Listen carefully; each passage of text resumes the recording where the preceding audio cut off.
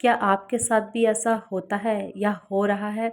आप काफ़ी लंबे समय से परेशान हो, दुखी हो, लेकिन आप खुश और पॉजिटिव रहना चाहते हो, कोशिश भी करते हो, लेकिन कुछ दिन करके फिर वापस जो आपका पुराना जो आइडेंटिटी है आपकी, जो पैटर्न है वापस फिर उसी में आ जाते हो और उससे जो पहले से भी ज़्यादा फ्रस्ट्रेट और टेंशन में रहने लगते हो। देखो, पॉजिटिविटी और खुश रहने की बात तो हर कोई करता है कि खुश रहो, पॉजिटिव रहो, लेकिन रहना कैसे है पॉजिटिव? अगर आप भी काफ़ी लंबे समय से दुखी हो, सैड हो, तो प्लीज़ आज ही खुश रहने की जो कोशिश है, उसको बंद कर दो।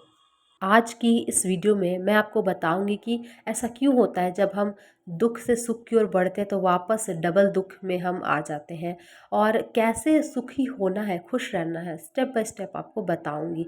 इसीलिए हो सकता है मेरी वीडियो थोड़ी लंबी हो, क्योंकि मैं सिर्फ आपको वीडियो या व्यूज़ के लिए नहीं कि कुछ भी बता के चली जाऊंगी। मैं आपको अपना पूरा समय दे रही हूँ, आप भी अपना समय दें और बिल्कुल खुले मन से मेरी बात को समझने की कोशिश करें। मैंने खुद ये सब किया है और करती भी हूँ। इसीलिए जब लोगों को पता नहीं होता ना कि पॉज़िटिव और खुश रहना कैसे है, तो हम हर तरफ से कुछ भी कर ले भटकते रहते हैं। इसीलिए आज की वीडियो में हम जानेंगे कि हमें खुश और पॉज़िटिव रहना कैसे है। देखो, हमारी हर एक फीलिंग और इमोशन ये सिग्नल है कि हम उस सोर्स एनर्जी से कनेक्टेड हैं या डिसकनेक्टेड हैं। जब हम अच्छा सोचते हैं, एप्रिशिएट करते हैं, ग्रैटिट्यूड में रहते हैं, तब हम यानी पॉजिटिव अच्छी वाइब्रेशन में होते हैं, तो इसका मतलब है कि हम उस सोर्स एनर्जी से कनेक्टेड हैं। और जब हम फ्रस्ट्रेट होते हैं, लो फील करते हैं, निगेटिव बातें करते हैं, सोचते हैं, दूसरों की बुराई करते हैं, खुद की बुराई करते हैं, तो हम अपनी सोर्स एनर्जी से डिस्कनेक्ट होते हैं। अगर आप और डिटेल में जानना चाहते हो सोर्स एनर्जी क्या है, तो मेरे चैनल में इसकी भी वीडियो है, मैं डिस्क्रिप्शन में लिंक दे दूँगी। आप और अच्छे से समझना चाहते हो तो वो वीडियो आप देख लेना। चलो एक एग्जांपल से समझाती हूँ। मानो कोई गाड़ी है, कार है या बाइक, कोई भी गाड़ी है, ठीक है?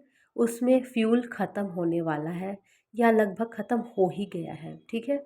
उसके इंडिकेटर में दिखा रहा है पेट्रोल बहुत लो है और ख़त्म होने वाला है, ठीक है? तो अब मैं अगर उसके ऊपर, उस इंडिकेटर के ऊपर अगर स्माइली फेस वाला स्टिकर्स चिपका दूँ, तो क्या मेरी गाड़ी चलने लगेगी बिना फ्यूल या पेट्रोल के? नहीं ना। उसी तरह हम जो ह्यूमन है, हमारे जो इमोशंस है, फीलिंग है, अगर वो बिल्कुल नीचे की वाइब्रेशन है, मैं डिप्रेशन में हूँ, मैं डेस्परेट हूँ, मैं डिसअपॉइंटमेंट में हूँ या पावरलेस हूँ, और मैं ज़बरदस्ती अपने चेहरे पे स्माइल लाने की कोशिश करूँ, ज़बरदस्ती हंसूँ, पॉजिटिव रहने की कोशिश करूँ, तो क्या मैं पॉजिटिव हो जाऊँगी? नहीं ना। बस नाटक कर सकती हूँ 1-2 दिन। लेकिन जो अंदर जो चल रहा होगा, मेरे जो फीलिंग, जो इमोशंस, वो तो मुझे अच्छे से पता है ना। और यूनिवर्स नाटक नहीं जान रहा है, वो फीलिंग्स पे काम करता है। मैं जैसा महसूस करती हूँ वैसा ही वो वाइब्रेशन यूनिवर्स हमें भेजता है और वैसे हमें रिजल्ट मिलते हैं। उसी तरह जब तक मैं गाड़ी में फ्यूल या पेट्रोल नहीं भरूंगी, उसका इंडिकेटर मतलब बढ़ता हुआ नहीं आएगा, जैसे लो में है वो हाई में नहीं आएगा तो गाड़ी नहीं चलेगी। उसी तरह हमारे साथ भी है। देखो, ये सब मैंने भी बहुत फेस किया है। जब मैं अपने लाइफ के बहुत नेगेटिव मतलब फ़ेज़ में थी, तो अगर मैं कोशिश भी करती पॉज़िटिव रहने की, खुद को थोड़ा देर बिज़ी कर लेना, बाहर निकल जाना या कुछ देखने लग जाना, कोई पिक्चर या कोई गाने सुनने लग जाना या खुद को कुछ कामों में बिज़ी कर देना, तो ऐसे करके हम क्या करते हैं, फीलिंग को सप्रेस करते हैं। लेकिन जो अंदर चल रहा है, जो इतने समय से है, वो ख़त्म तो नहीं हुआ, वो तो है ना। तो ज़बरदस्ती हम कैसे खुश हो पाएँगे? आपके लाइफ को बेहतर बनाने की कुंजी बाहरी सिचुएशन को बदलना नहीं है, बल्कि अपनी अंदर की भावना को समझकर उन्हें बेहतर डायरेक्शन में ले जाना है। देखो, जब हम बहुत ज़्यादा दुखी होते हैं, डिप्रेस होते हैं, लेकिन कोशिश पूरी करते हैं कि हम अच्छे हो जाएँ, अच्छा फ़ील करें, हमें पॉज़िटिव रहना है। जैसे कि हम सब आज इंटरनेट का ज़माना है, सब कोई यूट्यूब चलाते हैं, आर्टिकल्स पढ़ते हैं, तो सब मोटिवेशनल वीडियोज़ देखते हैं, सब करते हैं, मैं भी करती थी। मोटिवेशनल वीडियो देखे, पॉज़िटिव चीज़ें पढ़ी, थोड़ा देर के लिए खुशी मिलती है, तो डोपामाइन रिलीज़ होता है, वाह! बहुत बढ़िया स्टोरी है या बहुत मोटिवेशन की बातें हुई। लेकिन ऐसा करके हम खुद को लो से हाई वाइब्रेशन पे जंप कराते हैं। यहीं पे हम गलती करते हैं। जब उस वक्त हम खुश हो जाते हैं, लेकिन जब दोबारा हम क्योंकि हमने जंप किया इतना ऊपर, हम फिर से गिर के अपनी लो वाइब्रेशन पे आ जाते हैं। तो अब हम डबल डिप्रेस होने लगते हैं और ज़्यादा हमें फ्रस्ट्रेशन होने लगता है, भी यार मैं कोशिश कर रही हूँ, ये तो और ज़्यादा गड़बड़ होते जा रही है, और ज़्यादा गुस्सा आने लगता है ऐसे में। देखो, कोई भी 24 घंटे खुश नहीं रह सकता। मतलब हर समय फेक हंसी रखना, हा हा ही करते रहना, ज़बरदस्ती मुस्कुराना, ज़बरदस्ती अपने आप को खुश करने की कोशिश करना, ऐसा नहीं होता है। खुश रहने का मतलब है उस वाइब्रेशन में रहना। जैसे कि फॉर एग्ज़ाम्पल जॉय की वाइब्रेशन में रहना, पैशन, उत्साह, विश्वास यानी बिलीव, हैप्पीनेस, ऑप्टिमिज़्म यानी फ्यूचर के लिए भी होप रखना कि मेरे साथ सब कुछ अच्छा होगा, होपफुलनेस, और एक संतोष रखना मन में, जो है उसमें खुश रहना, और छोटी छोटी चीज़ों में भी खुशी ढूंढना, ये सब होती है अच्छी और हाई वाइब्रेशन। अगर आप इसमें भी रहते हो तो यानी कि आप एक अच्छी और हाई वाइब्रेशन में हो और आप पॉजिटिव हो। देखो, हमें अब्राहम हिक्स बताते हैं कि जो हमारी भावनाएं हैं, वो फीलिंग है हमारी, वो इंडिकेटर है कि हम किस वाइब्रेशन में हैं, हम अलाइनमेंट में है या आउट ऑफ अलाइनमेंट में है, हम खुश हैं या खुश नहीं है। ठीक है। तो अब्राहम हिक्स ने एक इमोशनल स्केल दिया है, इमोशनल गाइडेंस स्केल। उसमें 22 फीलिंग्स है। ठीक है। हम इंसान हैं, सारी भावनाएं फीलिंग्स हमारी पार्ट ऑफ लाइफ है। हमें खुशी भी होती है तो गुस्सा भी आता है, उदास भी होते हैं, डिप्रेस भी होते हैं, कभी रिवेंज की भावना भी आती है, चिंता में भी डूबते हैं, जेलिसी भी आती है, फ्रस्ट्रेट भी होते हैं, बोर भी होते हैं, खुश भी होते हैं और दुख भी होते हैं। सुख दुख हमारी पार्ट ऑफ लाइफ है। ठीक है। इसीलिए अगर आप बहुत निचली वाइब्रेशन में यानी बहुत लो फीलिंग में हो, जैसे कि डिप्रेशन है, इनसिक्योरिटी, गिल्ट है, तो आप डायरेक्ट जंप मत करो हाई हाई लेवल यानी हाई वाइब्रेशन की फीलिंग पे, बल्कि आप धीरे धीरे स्टेप बाय स्टेप छोटे जंप लो। तो चलो इसे एग्जांपल से बताती हूँ, 22 कौन सी फीलिंग्स है, और अगर हम बहुत ज़्यादा दुखी है, सैड है, तो कैसे हम खुद को धीरे धीरे उस हाई वाइब्रेशन तक लेके जाएं। देखो, सबसे निचली वाइब्रेशन होती है पावरलेसनेस, यानी कि जब आप डिप्रेस फील करते हो और फियर में होते हो, ये सबसे निचली फीलिंग है। अगर फॉर एग्ज़ाम्पल जैसे कोई व्यक्ति है, उसे लोगों ने बहुत परेशान किया, बहुत कुछ बोला, चीट किया, परेशान किया, अगर वो व्यक्ति जो बिल्कुल अब पावरलेस है, आप अगर वो चाहे कि वो पॉजिटिव रहे, खुश रहे, तो क्या वो सीधे जॉय पे जा पाएगा? क्या वो मेडिटेशन कर पाएगा? उसे ग्रैटिट्यूड महसूस होगा? ग्रैटिट्यूड जर्नल उसे अगर लिखने को कह दिया जाए कि अच्छा तुम दुखी हो, तुम एक काम करो, आज से शुरू करो, तुम ग्रैटिट्यूड लिस्ट लिखो, तुम मेडिटेशन करो, पॉजिटिव एस्पेक्ट लिखो, नहीं होगा उससे। वो व्यक्ति अगर मेडिटेशन करने बैठेगा तो उसे और ही बुरे ख्याल आएंगे, उसके अंदर वो फीलिंग ही नहीं होगी ग्रैटिट्यूड की। झूठा लिख के भी क्या ही होगा, ये फीलिंग तो क्रिएट नहीं हो रही ना। तो ऐसे में नेक्स्ट फीलिंग जो होती है वो है इनसिक्योरिटी। अगर इनसिक्योर फील करे, गिल्ट फील करे कि मैं कितनी पावरलेस हो गई हूँ या हो गया हूँ, तो ये फिर भी उससे बेटर है, यानी कि आप इम्प्रूवमेंट की ओर बढ़ रहे हो। जब एक पावरलेस इंसान गिल्ट में आ जाता है, ठीक है, ये अच्छी नहीं है वाइब्रेशन, लेकिन उससे बेटर है। वो इनसिक्योर फील करने लगता है कि लोगों ने परेशान किया, लोगों की वजह से मैं पीछे रह गई या रह गया, खुद को अनवर्दीनेस मानने लगा। ठीक है। अब नेक्स्ट स्टेप में जाते हैं। ये डिप्रेशन वाली 22 थी, ये 21 में आप की थी इनसिक्योरिटी, गिल्ट, अनवर्दीनेस। अब आते हैं 20 नंबर की फीलिंग पे, जेलिस। अब जो जेलिसी की फीलिंग है वो फियर से भी अच्छी है, आप मतलब इम्प्रूव कर रहे हो, गिल्ट से भी ठीक है जेलिसी। तो अब्राहम हिक्स जो है वो एंगर, जेलिसी ये सबको भी बुरा नहीं मानती, क्योंकि वो कहते हैं कि आप फिर भी अगर आप फियर और गिल्ट से, अनवर्दीनेस से अगर ऊपर जा रहे हो तो अपनी फीलिंग में आप इम्प्रूव कर रहे हो। ठीक है। जैसे वो व्यक्ति डिप्रेशन में थे, फियर में थे, फिर इनसिक्योरिटी हुई, ठीक है, अब आई जेलिसी। तो जेलिसी में ऐसा फील, कोई इंसान है जिसे लोगों ने परेशान किया, और वो जब उन लोगों को देख रहा है या देख रही है, ये लोग कितने खुश हैं और मुझे ऐसी हालत में कर दिया, और खुद खुश है, तो ऐसे में उसके अंदर आई जेलसी। तो ये आपने देखा कि थोड़ी सी इम्प्रूवमेंट हुई है ना।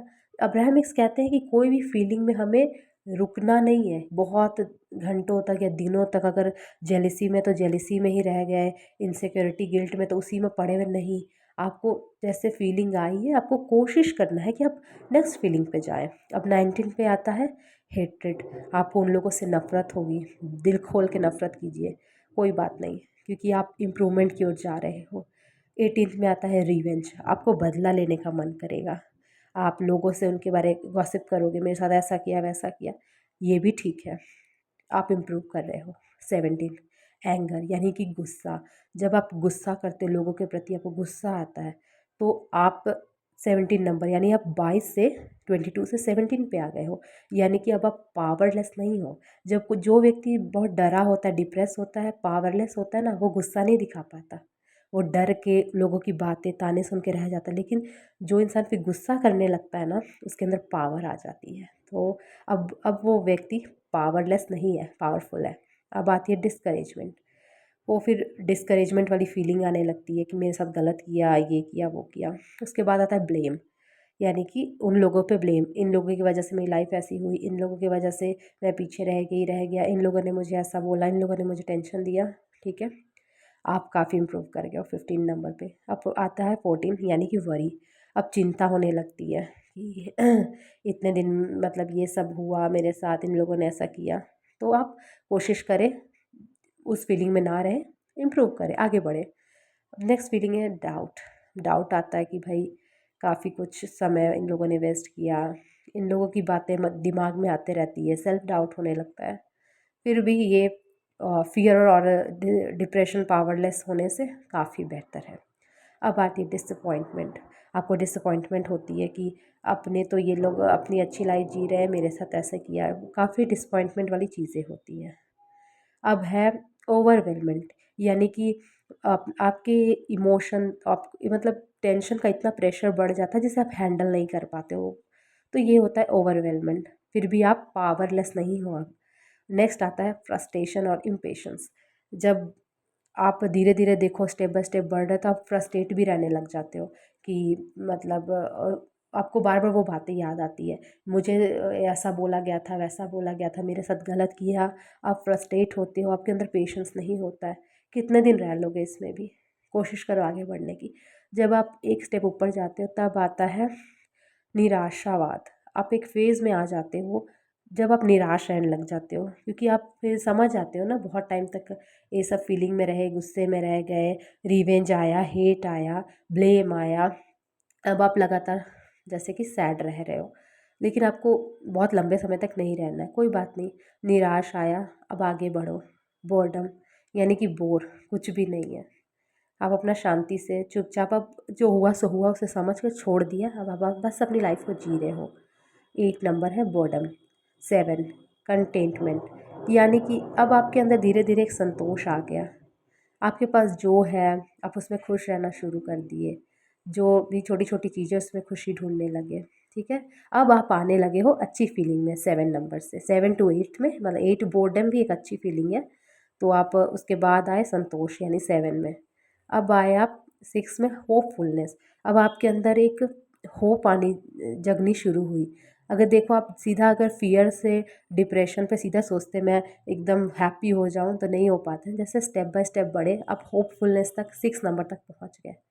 ठीक है, ये भी बहुत अच्छा होता है जब आपको होप आती है।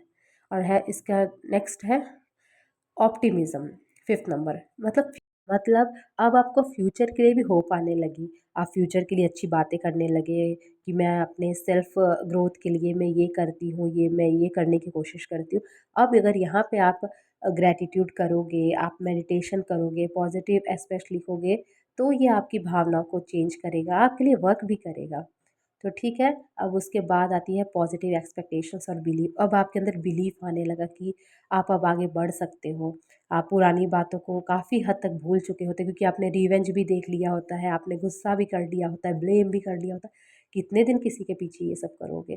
ठीक है, ऐसे करते करते देखो यहाँ पे आपने सीधा जंप नहीं किया, आपने छोटे छोटे जंप लिए, स्टेप लिए, आप बिलीव तक पहुँचे। फिर आता है इंथुजियाज़म, यानी आप उत्साह में रहने लग जाओगे। फिर हैप्पीनेस, सेकंड नंबर है पैशन, यानी आपकी ज़िंदगी में अब एक जुनून आ जाता है ज़िंदगी को जीने का, एंजॉय करने का। और नंबर 1 है जॉय, नॉलेज, एम्पावरमेंट, ये तो बहुत ही ज़्यादा प्योर फीलिंग है। तो इनलाइटमेंट वाली फीलिंग है, मतलब मोह माया से दूर, कुछ है तो भी खुश है, नहीं है तो भी खुश है, मतलब सिर्फ आप हैप्पीनेस पे फोकस करते हो, ये हर किसी में नहीं आती है, बहुत ही रेयर होती है, ये फीलिंग सबसे टॉप की है। देखो, अब्राहम हिक्स के अकॉर्डिंग गुस्सा करना भी गलत नहीं है, ब्लेम करना भी गलत नहीं है, हेट करना भी गलत नहीं है, लेकिन एक टाइम तक आप उस फीलिंग पे ज़्यादा देर तक ना रहे, आप नेक्स्ट स्टेप पे जाने की कोशिश करें। देखो, हम सब गलती कहाँ करते थे कि जब हम बिल्कुल सैड हैं लेकिन अंदर बहुत कुछ चल रहा है, कोशिश करते थे कि सीधा हम पॉजिटिव सोचने लग जाएं और फिर गिर के नीचे वहीं पे आ जाते थे। तो देखो, अब्राहम हिक्स की टीचिंग की मुझे ये बात बहुत अच्छी लगती है कि जैसे कि हमारे अंदर सब फीलिंग है, हमें ये नहीं इसमें कहा जा रहा है कि गुस्सा नहीं करना, किसी के बारे में कुछ नहीं बोलना है। ये तो सबके अंदर देखो आता है, अगर आपके साथ किसी ने बुरा किया तो उसके लिए आपको ब्लेम भी आएगा, हेट भी आएगा, जेलेसी भी होती है, तो कोई बात नहीं, ये सब पार्ट ऑफ लाइफ है आपके, सब भगवान ने ही हमें सब नेचर दिए हैं, फीलिंग्स दिए, कोई बात नहीं, आ रहा है आने दो, लेकिन उस पर रुको मत, आगे बढ़ जाओ। तो ऐसे हम अपनी लाइफ को पॉजिटिव बना सकते हैं, खुश रह सकते हैं। इसीलिए आप अवेयर रहें। अगर अब डिप्रेशन वगैरह में नहीं है तो कोशिश करें मेडिटेशन शुरू करें आप, और खुद पे वर्क करें। जब आप अवेयर रहेंगे, अपने आप से बीच बीच में पूछते रहें, मैं कैसा महसूस कर रही हूँ, आपको खुद आंसर मिल जाएगा कि आप हाई वाइब्रेशन की ओर जा रहे हैं स्केल पे या लो वाइब्रेशन की ओर जा रहे हैं। तो हम सब यही गलती करते थे ना कि सीधा लो से हाई पे जाने पर जो जंप करते थे, यही हमारी गलती हो जाती थी। तो अगर हम गुस्सा भी कभी कर लिए, अगर हम पॉजिटिव या लॉ ऑफ अट्रैक्शन पे हैं या कोई जर्नी पे हैं अपनी पॉजिटिव जर्नी पे, तो वो बहुत सैड हो जाते थे, अरे यार मैंने निगेटिव बोल दिया, मैंने ऐसा कर दिया। देखो, बोलना कोई बहुत अच्छी चीज़ नहीं है, लेकिन उस पे रहना नहीं है। अगर आपको गुस्सा आ गया, किसी के बारे में बोल लिया, तो उसको लेट गो कर दो, आगे बढ़ो। और उस जेलसी, हेट, रिवेंज वाली फीलिंग में ज़्यादा देर तक नहीं रहना है, क्योंकि ये लो वाइब्रेशन वाली फीलिंग है, यानी कि आप आउट ऑफ अलाइनमेंट होते हो जब आप इस तरह की चीज़ें करते हो। लेकिन जब सिचुएशन अब ऐसी आती है, आप बहुत फियर में हो, बहुत परेशान हो, तो एक स्टेप इम्प्रूव करने के लिए तब ये फीलिंग आपकी मदद करती है। इसीलिए इसे एक सीढ़ी की तरह इस्तेमाल करें, एक स्टेप रखते जाएं और उस हाई वाइब्रेशन और पॉजिटिविटी की ओर आप जा सकते हैं। पहले मैं भी ये गलतियाँ किया करती थी। किसी ने बुरा किया है मेरे साथ या बुरा बोला तो कई कई दिनों तक उसी बात को लेके वरी करते रहना, परेशान होना, ब्लेम करना। लेकिन जब मैंने इस चीज़ों को समझना शुरू किया, फिर मैंने अपनी लाइफ में अच्छे एक्सपीरियंस किए कि मैं जितनी जल्दी सबको छोड़ती गई, मैं आगे आगे बढ़ती गई, और अब मुझे इन सब चीज़ों से फ़र्क पड़ना बंद हो गया, क्योंकि अब सेल्फ लव बढ़ गया है। अब मैं सिर्फ ये देखती हूँ कि मैं क्या सोचती हूँ जिससे मुझे अच्छा महसूस हो, अपने बारे भी। ठीक है, जिसके बारे में मुझे नहीं अच्छा महसूस होता, मैं उनके बारे में कुछ महसूस ही नहीं करती हूँ, छोड़ दिया उनको उनके हाल पर। और ये कोई ज़रूरी नहीं है कि आपको हर कोई अच्छा ही लगना चाहिए और सामने वाले को भी आप अच्छे ही लगने चाहिए, ऐसा कोई ज़रूरी नहीं है। आपको आप अच्छे लग रहे हो ना, बस आपकी वजह से किसी को इमोशनली या फिजिकली किसी को तकलीफ़ नहीं हो रही, बस इतना काफ़ी है।